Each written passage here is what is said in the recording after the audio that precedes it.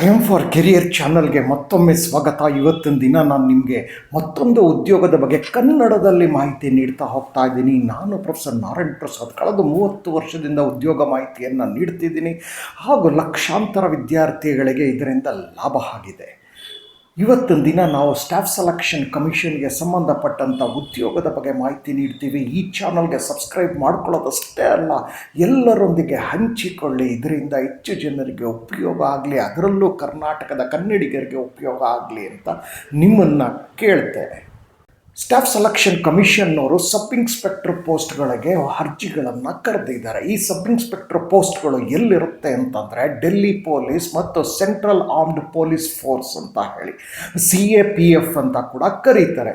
CAPFಗೆ ಸಂಬಂಧಪಟ್ಟಂತೆ ಅಥವಾ ಡೆಲ್ಲಿ ಪೊಲೀಸ್ಗೆ ನೀವು ಅರ್ಜಿ ಸಲ್ಲಿಸಬೇಕಾದ್ರೆ ಈ ಕೆಲವು ಮಾಹಿತಿಗಳನ್ನು ನೀವು ಇನ್ನು ಮುಂದೆ ಪಡಿತಾನೆ ಹೋಗಬೇಕಾಗತ್ತೆ. ಕೇವಲ 2-3 ನಿಮಿಷದಲ್ಲಿ ಸಾಕಷ್ಟು ಮಾಹಿತಿಯನ್ನು ಪಡಿತೀರಿ. ಕಡೆಯವರೆಗೂ ನೋಡೋದನ್ನು ಮಾತ್ರ ಮರಿಬೇಡಿ. ಅರ್ಹರಿರುವವರು ಲಾಸ್ಟ್ ಡೇಟ್ ಯಾವತ್ತು ಅಂತ ಕೇಳ್ತಿರ್ತಾರೆ. 16 ಅಕ್ಟೋಬರ್ 2025 ಅಷ್ಟರಲ್ಲಿ ನಿಮಗೆ ಅರ್ಜಿಗಳನ್ನು ನೀವು ಸಲ್ಲಿಸಲೇಬೇಕಾಗಿರುತ್ತೆ. ನೀವು CAPF ಅಥವಾ ಡೆಲ್ಲಿ ಪೊಲೀಸ್ ಇದಕ್ಕೆ ಅರ್ಜಿ ಹಾಕ್ತಿದ್ದೀರಿ ಅನ್ನೋದೇ ಆದರೆ.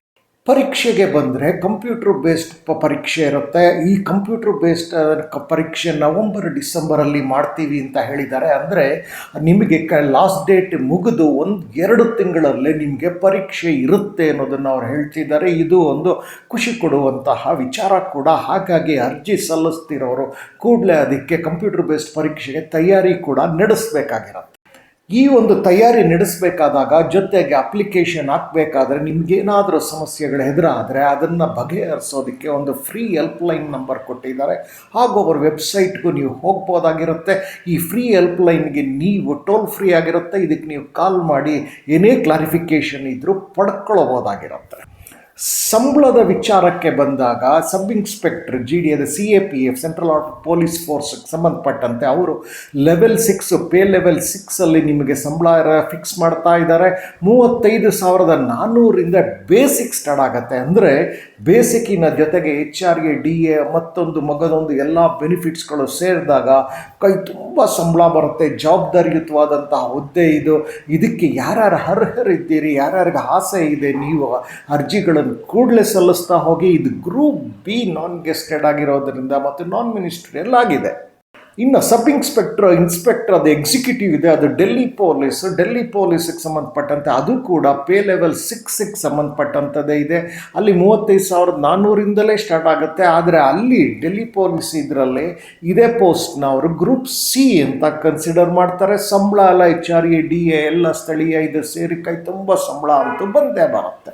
ಇನ್ನು ವೇಕೆನ್ಸೀಸ್ ಎಲ್ಲೆಲ್ಲಿದೆ ಅನ್ನೋದಾದರೆ ಡೆಲ್ಲಿ ಪೊಲೀಸಲ್ಲಿದೆ, CRPF ಅಲ್ಲಿದೆ, BSF ಅಲ್ಲಿದೆ, ITBP ITBP ಅಂದರೆ ಇಂಡೋ ಟಿಬೆಟಿಯನ್ ಬಾರ್ಡರ್ ಪೊಲೀಸ್, ಅದು CISF ಅಲ್ಲಿದೆ, SSBನಲ್ಲಿದೆ. ಇಲ್ಲಿರುವಂಥ ಖಾಲಿ ಹುದ್ದೆಗಳಿಗೆ ಇವರು ಅರ್ಜಿಗಳನ್ನು ಕರೆದಿದ್ದಾರೆ, ಇಂಟರ್ವ್ಯೂಸ್ಗಳು ಮಾಡ್ತಾರೆ. ಬಹಳ ಮುಖ್ಯವಾಗಿ ನಿಮಗೆ ಬೇಕಾಗೋದು ವಯಸ್ಸೆಷ್ಟಿರಬೇಕು ಅಂತ 20ರಿಂದ 25 ಅವ್ರು ಎಕ್ಸ್ಪೆಕ್ಟ್ ಮಾಡ್ತಾ ಇದ್ದಾರೆ. ಹಾಗೂ ಅಪ್ಪರ್ ಏಜ್ ರಿಲ್ಯಾಕ್ಸೇಷನ್ ನಿಮಗೇನಾದರೂ ಬೇಕು ಅನ್ನೋದಾದರೆ ಸರ್ಕಾರದ ನಿಯಮದಂತೆ ಅದು ಸಡಿಲಿಕೆ ಮಾಡ್ತೀವಿ ಅಂತ ಅವರು ಹೇಳಿದ್ದಾರೆ. ಅದಕ್ಕೆ ಬೇಕಾದಂಥ ದಾಖಲೆಗಳನ್ನು ನೀವು ಒದಗಿಸ್ಬೇಕಷ್ಟೇ. ಬಟ್ ಏನೇ ಇದ್ದರೂ ಅವ್ರಿಗೆ ಯಂಗ್ಸ್ಟರ್ಸ್ಗಳು ಬೇಕು. ಹಾಗೂ ಅವರು ಕೊಡುವಂಥ ಟೆಸ್ಟ್ಗಳನ್ನು ನಾವು ಪಾಸ್ ಮಾಡ್ಕೊಳ್ಬೇಕಾಗಿರುತ್ತೆ. ಅದು ಬಹಳ ಮುಖ್ಯ. ಎಜುಕೇಷನ್ಗೆ ಸಂಬಂಧಪಟ್ಟಂತೆ ಅವ್ರು ಹೇಳ್ತಾ ಇರೋದು ಯಾವುದೇ ಪದವಿ ಆಗಿದ್ರು ನೀವು ಇಂಥದ್ರಲ್ಲೇ ಪದವಿ ಮಾಡಿರಬೇಕು ಅಂತ ಅವ್ರೇನು ಹೇಳ್ತಿಲ್ಲ. ಅದು ರೆಕಗ್ನೈಸ್ಡ್ ಯೂನಿವರ್ಸಿಟಿ ಕಾಲೇಜ್ಗಳಾಗಿರಲೇಬೇಕಾಗಿರುತ್ತೆ. ಅಲ್ಲಿಂದ ಪಡೆದಂತಹ ಪದವಿ ಏನಿರುತ್ತೆ ನೀವು ಅಷ್ಟಿದ್ರೆ ಸಾಕು, you are eligible to appear for this, ನಿಮ್ಮ ಕನಸನ್ನು ನನಸು ಮಾಡ್ಕೊಳ್ಳೋದು.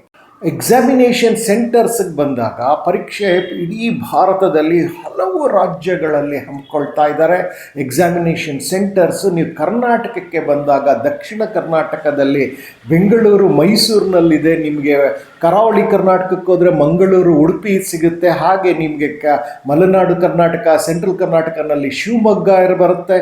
ಹಾಗೂ ಉತ್ತರ ಕರ್ನಾಟಕಕ್ಕೆ ಹೋದಾಗ ಹುಬ್ಬಳ್ಳಿ ಮತ್ತು ಬೆಳಗಾವಿನಲ್ಲಿ ಮಾಡ್ತಾ ಇದ್ದಾರೆ. ಕಲ್ಯಾಣ ಕರ್ನಾಟಕಕ್ಕೆ ಬಂದಾಗ ಕಲಬುರಗಿನಲ್ಲಿ ಅವರು ಈ ಪರೀಕ್ಷಾ ಕೇಂದ್ರಗಳನ್ನು ಆಯೋಜಿಸ್ತಿದ್ದಾರೆ. ಸೊ ನಿಮಗೆ ಹತ್ತಿರವಾದದ್ದನ್ನು ಆಯ್ಕೆ ಮಾಡ್ಕೊಳ್ಳೋದು ಬಹಳ ಮುಖ್ಯ ಇರುತ್ತೆ. ಹಾಗಾಗಿ ಅರ್ಜಿಗಳನ್ನು ಕೂಡಲೇ ಸಲ್ಲಿಸ್ತಾ ಯಾರ್ಯಾರು NCC ಸರ್ಟಿಫಿಕೇಟ್ಗಳು ಮಾಡ್ಕೊಂಡಿರ್ತೀರಿ, ABC ಸರ್ಟಿಫಿಕೇಟ್, ಅಂಥವರಿಗೆ ಬೋನಸ್ ಮಾರ್ಕ್ಸ್ ಕೂಡ ಕೊಡ್ತೀವಿ ಅಂತಿದ್ದಾರೆ. ಹಾಗಾಗಿ ಎಲ್ಲೆಲ್ಲಿ ಯಾವ್ಯಾವ ಕಾಲೇಜ್ನಲ್ಲಿ NCC ಇದೆ ಅವರೆಲ್ಲ ವಿದ್ಯಾರ್ಥಿಗಳಿಗೆ, NCC ವಿದ್ಯಾರ್ಥಿಗಳಿಗೆ ಕೂಡಲೇ ಅರ್ಜಿ ಸಲ್ಲಿಸೋದಕ್ಕೆ ಹೇಳಿ, ಡಿಗ್ರಿ ಆಗಿರಬೇಕಾದ್ರೆ ಭಾಳ ಮುಖ್ಯವಾಗಿ. ಸೊ ದೋಸ್ ಹು completed degree and they have NCC certificate, ನೀವು ತುಂಬ ಎಲಿಜಿಬಲ್ ಇರ್ತೀರಿ. Start applying for it.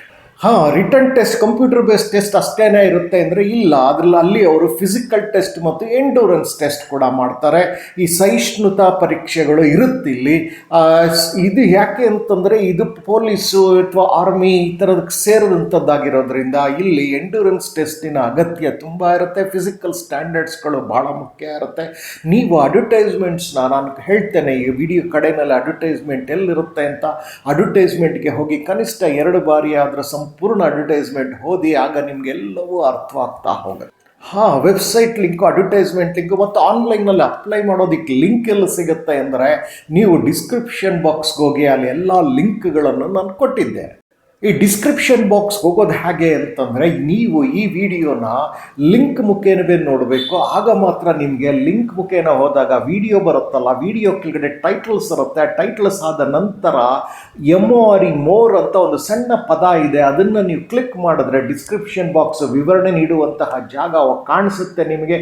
ಅಲ್ಲಿ ನಾನು ವೆಬ್ಸೈಟ್ ಲಿಂಕ್, ಅಡ್ವರ್ಟೈಸ್ಮೆಂಟ್ ಲಿಂಕ್, ಆನ್ಲೈನಲ್ಲಿ ಅಪ್ಲೈ ಮಾಡೋದಕ್ಕೆ ಎಲ್ಲ ಲಿಂಕ್ಗಳನ್ನು ಅಲ್ಲಿ ಕೊಟ್ಟಿದ್ದೇನೆ. ನೀವು ಆ ಲಿಂಕ್ಗೆ ಹೋಗಿ ಅಲ್ಲಿ ಸರ್ಚ್ ಮಾಡಿ. ಬಹಳ ಮುಖ್ಯವಾಗಿ ಅಡ್ವರ್ಟೈಸ್ಮೆಂಟ್ನ ಕನಿಷ್ಠ 2 ಬಾರಿ ಆದರೂ ಓದಲೇಬೇಕಾಗಿರುತ್ತೆ. ಓದಿದಾಗ ಮಾತ್ರ ನಿಮಗೆ ಅಪ್ಲೈ ಮಾಡುವ ವಿಧಾನಗಳ ಬಗ್ಗೆ, ಎಲ್ಲದರ ಬಗ್ಗೆ, ಅಪ್ಲಿಕೇಶನ್ ಫೀಸ್ ಇದೆಯಾ, ಯಾರಿಗೆ ಎಕ್ಸಂಪ್ಷನ್ಸ್ ಇದೆ, ಎಲ್ಲದರ ಬಗ್ಗೆ ಮಾಹಿತಿ ಸಿಗ್ತಾ ಹೋಗುತ್ತೆ. ಹಾಗೂ ಕಂಪ್ಯೂಟರ್ ಬೇಸ್ಡ್ ಟೆಸ್ಟ್ ಯಾವ ವಿಚಾರದಲ್ಲಿ ಕೊಡ್ತಾರೆ ಅದ್ರ ಬಗ್ಗೆನೂ ಮಾಹಿತಿ ಸಿಗ್ತಾ ಹೋಗುತ್ತೆ. ನೀವು ಅರ್ಹರಿದ್ದರೆ, ಡಿಗ್ರಿ ಆಗಿದ್ದು NCC ಸರ್ಟಿಫಿಕೇಟ್ ಇದ್ದರೆ ಬೋನಸ್ ಮಾರ್ಕ್ಸ್, ಇಲ್ಲದೆ ಇದ್ದರು if you having a degree and ನೀವು ಫಿಸಿಕಲ್ ಸ್ಟ್ಯಾಂಡರ್ಡ್ ನೀವು ಮೀಟ್ ಮಾಡ್ತಿದ್ದೀರಾ ಅಂದರೆ, ಫಿಸಿಕಲ್ ಎಂಡ್ಯೂರೆನ್ಸ್ ಟೆಸ್ಟಲ್ಲೂ ನೀವು ಸಕ್ಸಸ್ ಆಗ್ತೀರಾ ಅಂದರೆ ಅದಕ್ಕೆ ತಯಾರಿ ಈಗಲಿಂದನೇ ಮಾಡ್ಕೊಳ್ಳಿ. ನಿಮ್ಮೆಲ್ಲರಿಗೂ ಶುಭವಾಗಲಿ. ಮತ್ತೊಮ್ಮೆ IM ಫಾರ್ ಕೆರಿಯರ್ ಚಾನಲ್ಗೆ ಸಬ್ಸ್ಕ್ರೈಬ್ ಮಾಡ್ಕೊಳ್ಳಿ, ಎಲ್ಲರೊಂದಿಗೆ ಹಂಚಿಕೊಳ್ಳಿ. ಹೆಚ್ಚು ಜನ ಕರ್ನಾಟಕದಿಂದ ಇದಕ್ಕೆ ಅರ್ಜಿ ಸಲ್ಲಿಸಲಿ ಹಾಗೂ ಸೆಲೆಕ್ಷನ್ ಕೂಡ ಆಗಲಿ ಅಂತ ನಮ್ಮ ಆಶಯ. ನಮಸ್ಕಾರ.